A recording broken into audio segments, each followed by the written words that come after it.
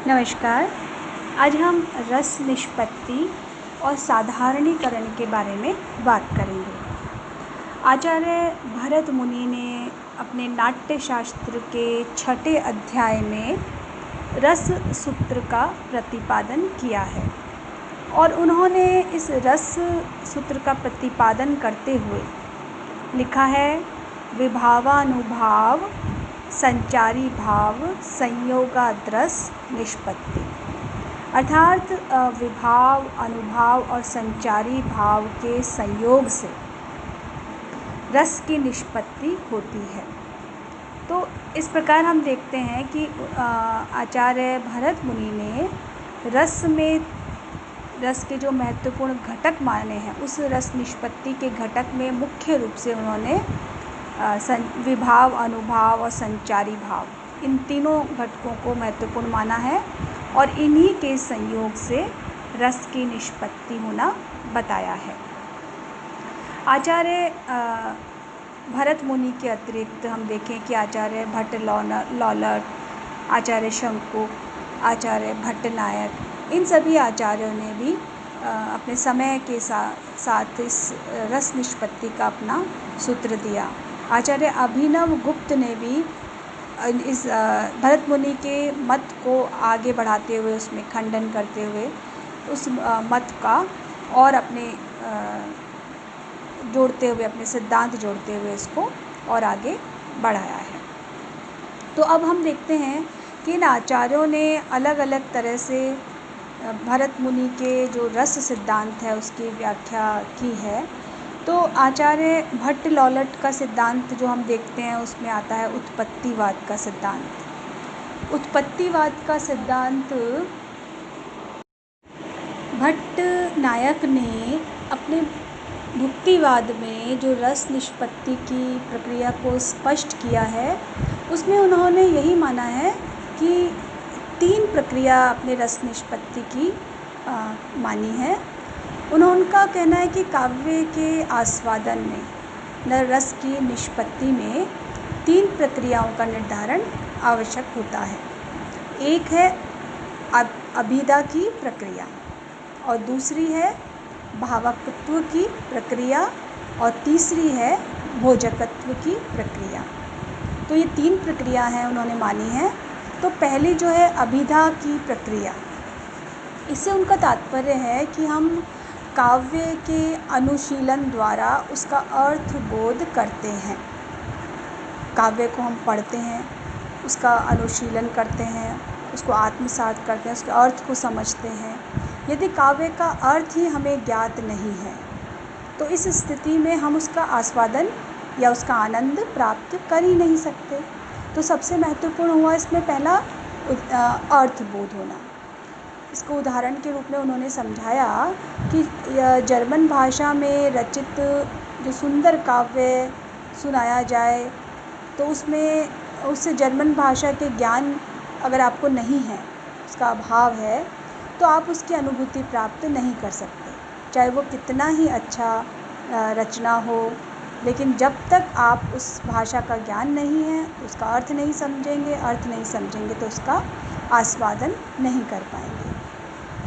इसलिए अभिधा की जो प्रक्रिया है उसको भट्टनायक ने काव्य आस्वादन के लिए सबसे पहला स्थान दिया है। अब जो दूसरा है, अभिधा शक्ति के द्वारा जो प्राप्त अर्थ है वो हमारे भौतिक ज्ञान के स्तर तक ही सीमित रहता है। हमारे हृदय की जो भावनाएं हैं वो उनको बहुत कम स्पर्श कर पाता है।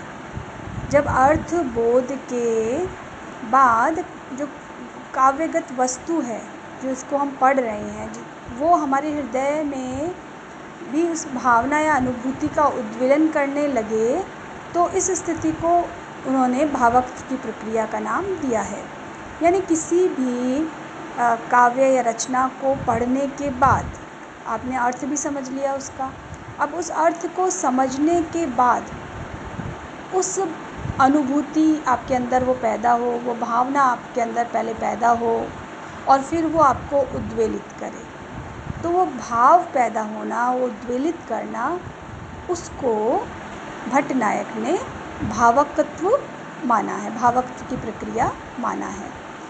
यानी भावक से उनका आशय है कि काव्य वस्तु के जो संवेदन से, उनका तात्पर्य है कि जो संवेदना है, जो भावना है उससे है, या हम ऐसा भी कह सकते हैं कि जो काव्य की विषय वस्तु है वो अनुभूति गम्य होनी चाहिए।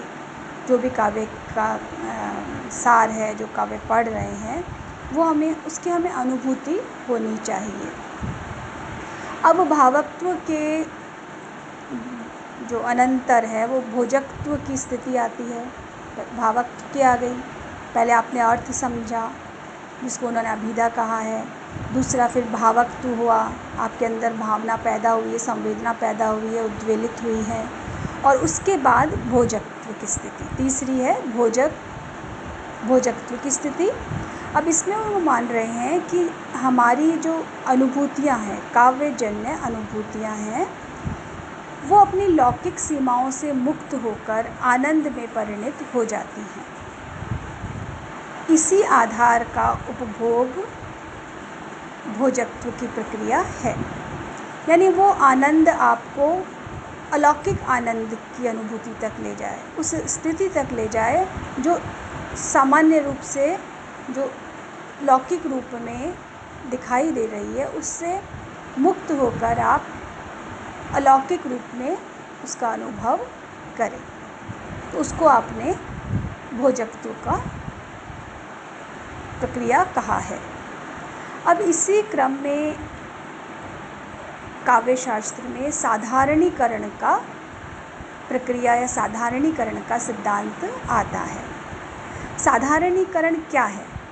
देखिए, जब काव्यजन अनुभूति, आनंद अनुभूति या रस दशा में जब अनुभूत हो, परिणित हो, कोई भी सामान्य घटना जब लेखक कवि अपने काव्य में उसे अभिव्यक्त करता है, और अभिव्यक्त करने के बाद उसने घटना को काव्य में रखा, और काव्य में रखने के बाद, अभिव्यक्त करने के बाद वही भाव पाठक तक पहुँचे। जो भाव कवि के हैं वही भाव की समरसता पाठक तक पहुँचे, वो सामान्य रूप में हम उसे साधारणीकरण की प्रक्रिया कहते हैं। वही काव्य की अनुभूति, जो काव्यजन की अनुभूति है, वो कवि की अनुभूति से जुड़ जाए।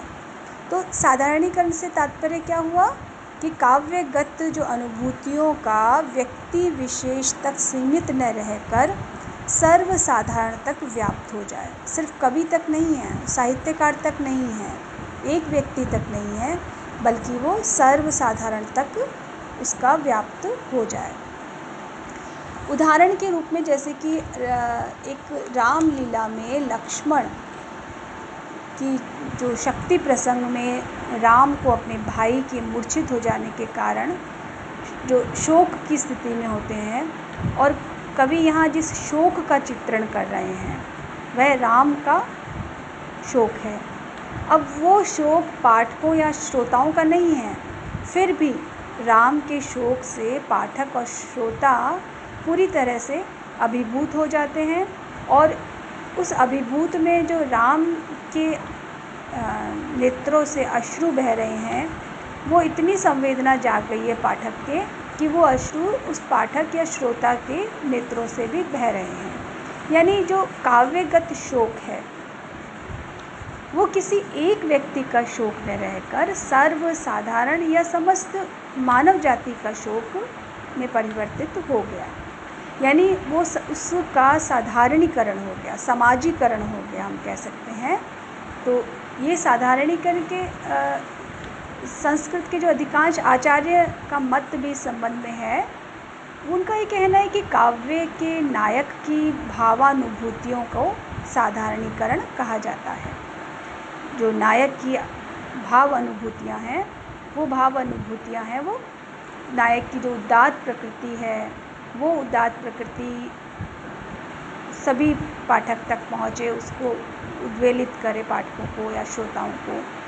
इसी संबंध में आचार्य रामचंद्र शुक्ल ने काव्य में प्रस्तुत आलंबन का साधारणीकरण माना है, और डॉक्टर नगेंद्र ने इस संबंध में उनके अनुसार कहना है कि कवि की भावनाओं का साधारणीकरण होता है।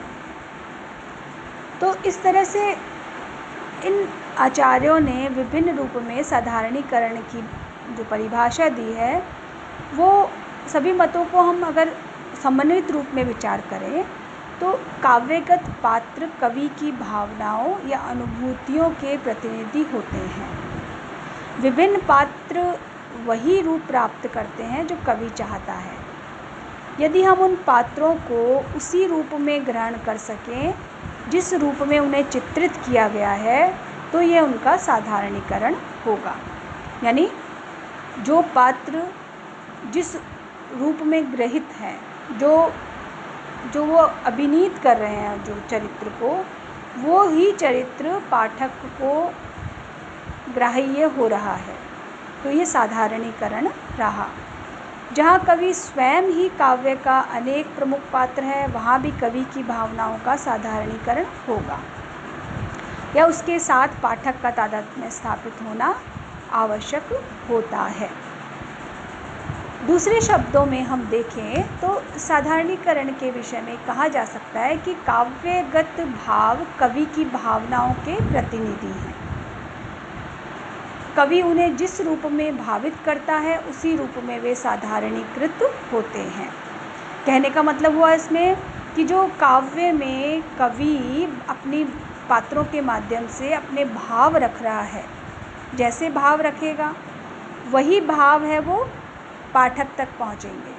तो कवि की भावनाओं को ही वो साधारणीकरण या समाजीकरण उसका होता है। कलात्मक दृष्टि से व्याख्या करते हुए भट्टनायक ने ये बताया कि साधारणीकरण के विषय में उनका कहना है कि काव्य में दोषों के अभाव तथा गुणों एवं अलंकारों के संयोजन से तथा नाटक में अभिनय के प्रभाव से काव्यगत विभावों का साधारणीकरण हो जाता है। तो भट्टनायक का यहाँ कहना है कि काव्य में दोष नहीं हो और गुण और अलंकार ये इनके संयोजन हो जो उसको प्रभावी बना रहे हैं, संप्रेषित कर रहे हैं, और अभिनय प्रभावशाली हो, तो उससे क्या होगा, विभावों का साधारणीकरण होगा।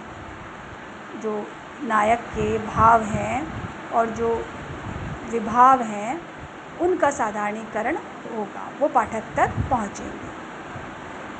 काव्य में गुण, अलंकार आदि के कारण सौंदर्य का संचार हो जाता है, और सौंदर्य ही साधारणीकरण का मूल आधार है।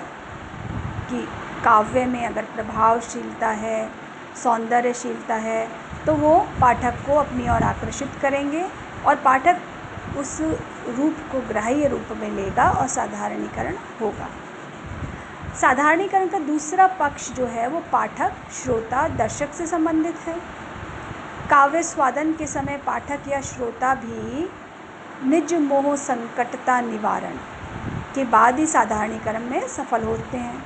यानी काव्य जब वो आस्वादित कर रहे हैं, पाठक काव्य पढ़ रहे हैं या नाटक देख रहे हैं, तो सबसे पहले क्या होगा कि उसमें आने वाली कोई भी बाधा है, चाहे अर्थ की दृष्टि से हो, चाहे साज सज्जा की दृष्टि से हो, चाहे आप उसमें जो भी समरसता की दृष्टि से उसमें हो, अलंकारों की दृष्टि से हो, बोझिलता ना हो, तो भाषा की दृष्टि से हो, इस सभी जो संकट निवारण हो वही साधारणीकरण के रूप में आता है।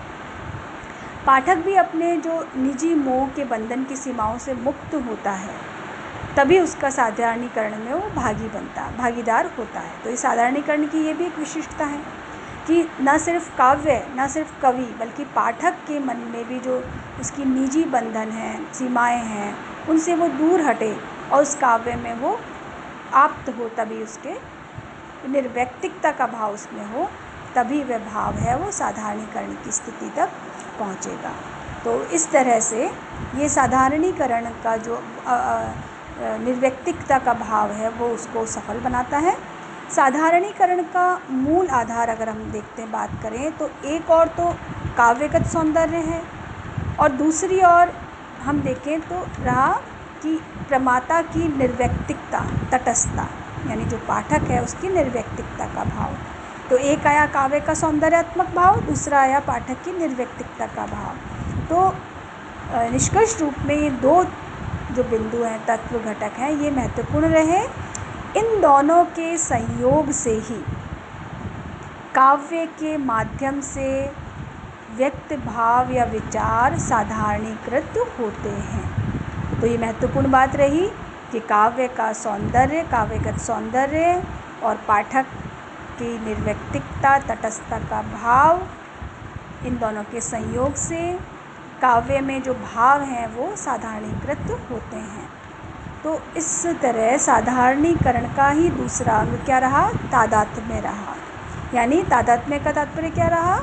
उसकी आत्मा से मेल, यानी जो भाव कवि का भाव है, जो उस काव्य का भाव है, काव्य की जो आत्मा है वो पाठक की आत्मा के साथ समन्वित हो और साधारणीकृत हो, ये तादात्म्य का भाव होना आवश्यक होता है। तो ये हमारा साधारणीकरण का सिद्धांत रहा।